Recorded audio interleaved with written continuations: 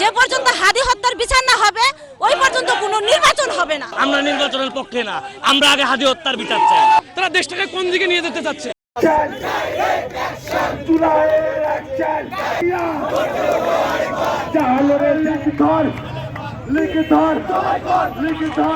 আমরা এখানে আজকে অবস্থান করছি হচ্ছে শহীদ ওসমান হাদির যারা হত্যা করলো ওই হত্যাকারীদের বিচারের দাবিতে আজকে আমরা এখানে সমবেত হয়েছি।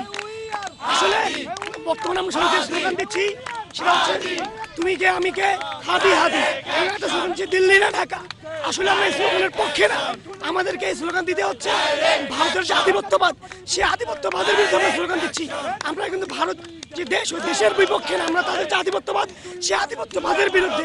আমরা ভারতকে বলতে চাই আপনারা যে আমাদের সুসম্পর্ক বজায় রাখতে চান তাহলে আমাদের দেশের যারা খুনি, যারা আপনাদের দেশে বর্তমানে আছে, তাদেরকে অতি দ্রুত বাংলাদেশে ফেরত পাঠাতে হবে এবং আমরা চাই তাদের বিচার নিশ্চিত করার জন্য আপনারা আমাদেরকে সহযোগিতা করেন, যেন ওই সমস্ত খুনিদের বিচার আমরা বাংলার মাটিতে করতে পারি।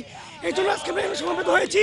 যদি ইন্টারিম সরকার এবং ভারত এরা সুষ্ঠু একটা বিচার কাঠামো তৈরি করতে না পারে তাহলে আমাদের আন্দোলন কঠোর থেকে কঠোর হবে, এটা আমরা প্রতিশ্রুতি দিচ্ছি।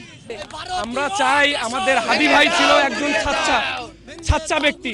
তিনি আমাদের দেশের জন্য এবং আমাদের সাধারণ জনগণের জন্য অনেক কিছু করেছেন।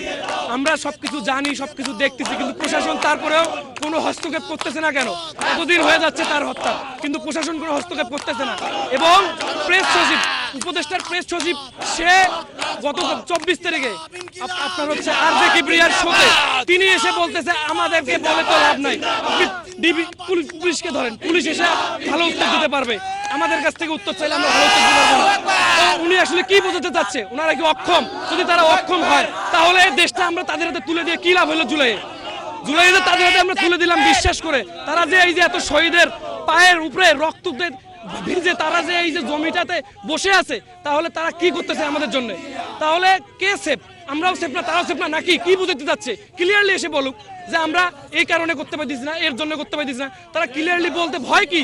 কেন তার বিচার হচ্ছে না এখন হাদি ভাইয়ের? তারা ক্লিয়ারলি কিছু বলতেছে না কেন? এই যে শাহবাগে আজকে 3 দিন থেকে, শুক্রবার থেকে সবাই ওখানে অবস্থান করতেছে। আজ পর্যন্ত সরকার পক্ষে বা কোনো উপদেষ্টা কেউ গিয়ে সেখানে সান্ত্বনা দিচ্ছে? কেউ সান্ত্বনা দেয় নাই। কেউ এটার সমাধান চাইছে? কেউ চায় নাই। তো আসলে কি চাচ্ছে তারা? বাংলাদেশ এখন মূল লক্ষ্য নিতে হবে বাংলাদেশে হাদির হত্যার বিচার।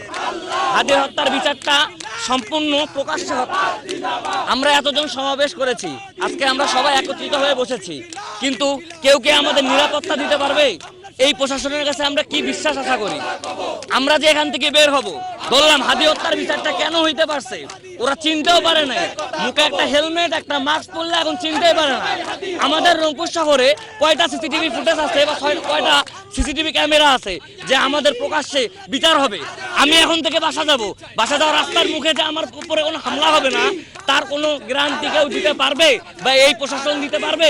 বা এই গভর্নমেন্ট কোনো দিতে পারবে না। আজকে আমি একটা নিউজ দেখলাম, সেই নিউজে দেখা গেল ভারতে 2 জনকে ধরা হয়েছে। কাকে ধরা হয়েছে তার প্রকাশ্য কোনো নাম বা কোনো লিস্ট নাই। এটা দিয়ে কি তারা ধামাচাপা দিতে যাচ্ছে? এভাবে যদি তারা ধামাচাপা দিয়ে 7 জানুয়ারি পর্যন্ত অপেক্ষা করায়, এটা খুব ভয়াবহ পরিণত হবে। যেখানে আমাদের নিরাপত্তা নাই, সম্পূর্ণ বাংলাদেশের সাধারণ জনতা আজকে মাঠে নেমে এসেছে। তারা যে বাসা ফিরে যেতে পারবে সেখানে কোনো নিরাপত্তা নাই এখন। এই ছিল আমার কথা। সেই হাদির বিচারটাও একটা সরকারকে দেখতে হবে। আমাদের অন্তর্বর্তী সরকার যেরকম আমাদের জনগণের জন্যই কাজ করবে, ঠিক আমাদের জুলাই যে বিপ্লব তাদের জন্যও কাজ করতে হবে। তাই আমি চাই জাতীয় নির্বাচন এবং হাদি হত্যার বিচার দুইটা একভাবেই হবে।